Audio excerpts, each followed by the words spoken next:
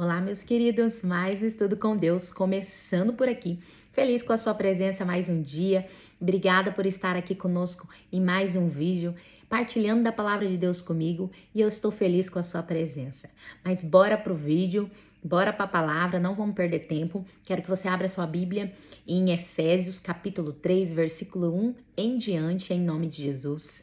Amém? E vamos convidar o nosso amado professor para sentar aqui conosco e nos ensinar todas as coisas. Feche seus olhos neste momento, em nome de Jesus. Senhor Jesus, te agradecemos mais um dia em sua presença. Ó Pai, pedimos perdão pelos nossos pecados e pedimos, Senhor, nos ajuda a ler a tua palavra e a compreendê-la. Desça sobre nós o Espírito da revelação e sabedoria do Senhor, onde somos capacitados, ó Deus, para entender a tua palavra. Santo Espírito de Deus, nosso professor, nos ensina todas as coisas.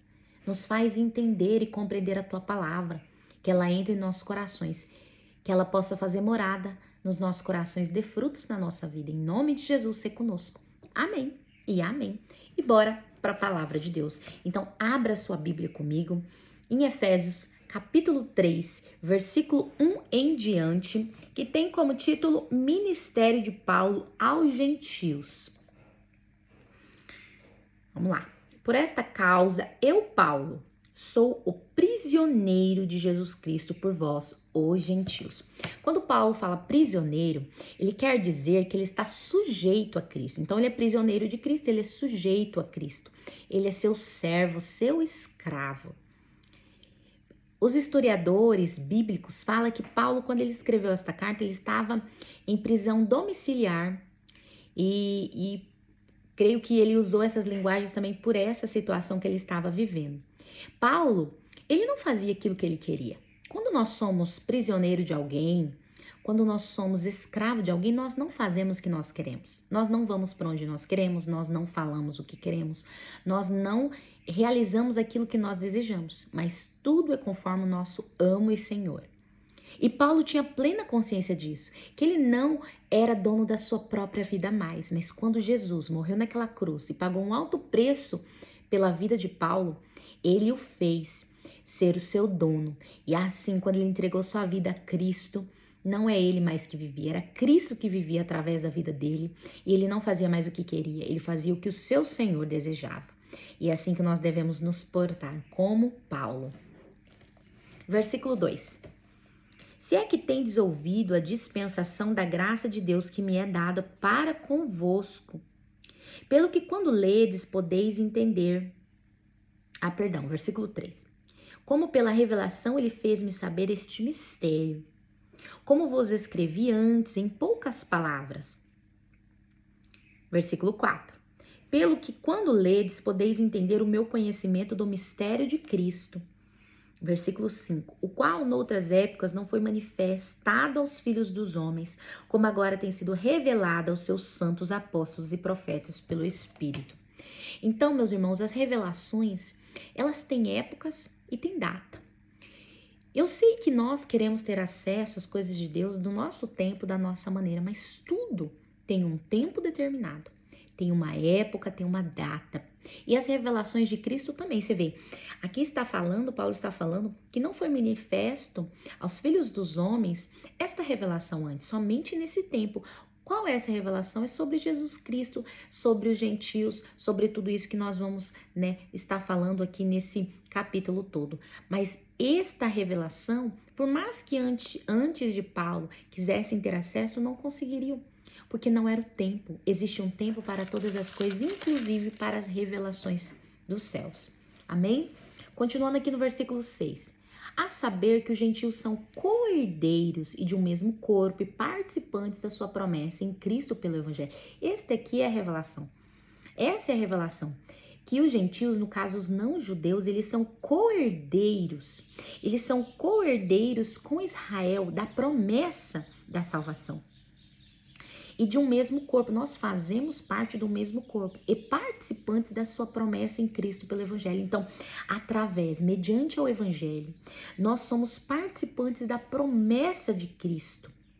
Então, todos nós, tanto gentios quanto judeus, nós somos participantes da graça de Deus ali, de sermos, o privilégio de alcançarmos a vida eterna. E essa é a revelação que Paulo teve, é isso que ele está falando aqui. Versículo 7. Do qual fui feito ministro, segundo o dom da graça de Deus, dada a mim pela operação do seu poder. A mim, que sou menos que o mínimo de todos os santos, me foi dada esta graça de pregar entre os gentios as riquezas incompreensíveis de Cristo. O que nós vemos aqui, e o que nós vemos em todas as cartas de Paulo, é uma humildade, é uma compreensão do seu tamanho, de entender que ele não era ninguém, que toda revelação que vinha é algo sobrenatural e pela graça de Deus e pela misericórdia do Senhor. Paulo tinha isso na sua vida. Quanto mais você cresce diante de Deus, mais você acessa, mais você precisa se humilhar, se despir do seu eu, do seu orgulho, da sua vanglória, do seu desejo por reconhecimento. É como eu sempre falo, o trabalho que não existe reconhecimento mesmo, que não tem, você tem que entender isso quando você entra nesse serviço, é o trabalho para Cristo. Você nunca vai levar o crédito, porque todo o crédito é do Senhor. Então, aquele que busca a vanglória, seu nome ser exaltado, glória para si, ele não deve entrar para o ministério do Senhor. Ele deve fazer outras coisas, porque no ministério não existe lugar para isso. E os grandes homens de Deus, mulheres de Deus que chegam às grandes revelações, que têm grande acesso a Deus, ele tem que descer muito. É como se diz, quanto mais desce, mais você sobe perante Deus. É diferente do mundo. O mundo é tudo ao contrário dos céus. Para Deus é tudo ao contrário. Então, quanto mais você desce, mais você sobe perante o Senhor. Então, é necessário uma humildade, um desprender de você mesmo, um desprender de você querer glória para si. O seu eu tem que ser jogado no chão e você esquecer de quem você é, entender que tudo que é feito vem de Deus e é para Deus. E aquele que não entende isso, o Senhor abate. Uma hora o Senhor tira de cena e revela ao mundo que ele de fato não é quem ele parece ser. Porque muitos têm uma falsa humildade, mas não vivem um verdadeiro evangelho. Perdão. Continuando aqui no versículo 9. E fazer com que todos vejam qual é a comunhão do mistério, que desde o começo do mundo esteve oculta em Deus, que criou todas as coisas por meio de Jesus Cristo. Quantas coisas está escondido, quantos tesouros está escondido no Senhor. E nós precisamos somente acessar esses tesouros, a presença de Deus. Ali nós encontramos todos os tesouros, quantas revelações. Nós precisamos somente nos colocar nesse lugar e acessar esses tesouros em nome de Jesus. Versículo 10. Para que agora os principados e potestades nos lugares celestiais possam conhecer pela igreja a multiforme sabedoria de Deus. Então, os principados e potestades, o mundo espiritual, vai conhecer a multiforma de Deus através da igreja. O que é multiforma? Multiforma a multiforma, ela é uma variedade, uma rica variedade. Isso que significa multiforma, rica variedade. Então, através da igreja, o mundo espiritual vai conhecer a variedade, a rica variedade da sabedoria de Deus. Isso nos coloca em um lugar onde a igreja tem pecado muito. Muitos têm colocado Deus dentro de uma caixa. E se Deus não agir, fazer ou realizar do jeito que a igreja acredita, eles não acreditam que vem de Deus. Não acredita que vem do Senhor. Mas se Deus é soberano, ele pode decidir do jeito que ele quiser, por que nós vamos dizer como ou quando ou do jeito que ele deve fazer? Nós precisamos tirar Deus da caixa e permitir ele ser quem ele é, soberano. Ele está acima de tudo e ele pode tomar as decisões segundo a sua vontade, mesmo quando aquilo não te agrada ou quando aquilo não entra na tua cabeça, te deixando confuso. Um exemplo é essa história de juntar gentios e judeus, não judeus e judeus, em um só corpo, em uma só igreja. Isso é algo ilógico se você for analisar, mas para Deus não existe lógica. A lógica de Deus não é a lógica humana. E nós precisamos entender que existe uma variedade da sabedoria de Deus, uma multiforma da sabedoria de Deus que age dentro da igreja. Nós precisamos estar aberto para aquilo que Deus quer fazer dentro da igreja e através da igreja, quebrando paradigma, quebrando preconceitos, quebrando esse lugar, essa caixa que nós mesmos colocamos Deus. Impedimos Deus fazer como Ele quer fazer. Amém? Versículo 11 em diante. Segundo o eterno propósito que fez em Cristo Jesus, nosso Senhor, no qual temos ousadia e acesso com confiança pela nossa fé nele. Portanto, vos peço que não desfaleçais nas minhas tribulações por vós, que são a vossa glória. Versículo 14. Por causa disso, me ponho de joelhos perante o Pai de nosso Senhor Jesus Cristo, do qual toda a família dos céus e da terra toma o nome, para que vos conceda segundo as riquezas da sua glória, que sejais fortalecidos com poder pelo seu Espírito no homem interior. Nós somos fortalecidos lá no nosso homem interior, pelo Espírito. Versículo 17. Para que Cristo habite no vosso coração pela fé, a fim de que, estando arraigados e fundados em amor. Então, Cristo, ele habita no nosso coração através da nossa fé. Versículo 18. Possa ser capaz de compreender com todos os santos qual é a largura e o comprimento e a profundidade e a altura, e conhecer o amor de Cristo que excede todo conhecimento, para que sejais cheios de toda a plenitude de Deus. Então, o amor de Cristo, ele excede toda a compreensão e conhecimento humano. Vai muito além do que nós entendemos como amor. É muito fácil a gente achar que ama muito. É muito comum quando a gente se apaixona por alguém falar: ai, eu tô cheio de amor. Nós achamos que aquilo é a plenitude do amor. Ou quando nós nos tornamos mãe, nós achamos que aquilo é o limite do amor. É um amor que pode nos matar, como se diz.